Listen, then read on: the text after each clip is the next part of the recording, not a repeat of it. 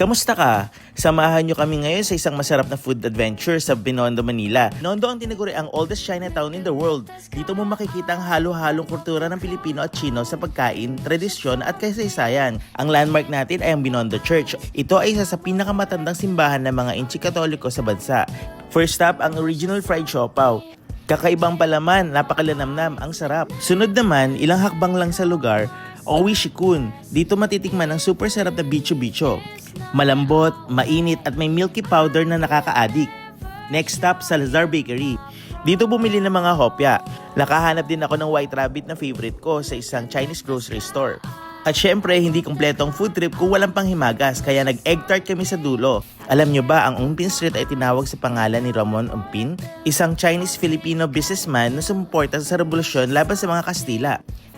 Kaya kung naghahanap kayo ng masarap at makasaysayang lakad, try nyo mag-Binondo food trip. Follow for more!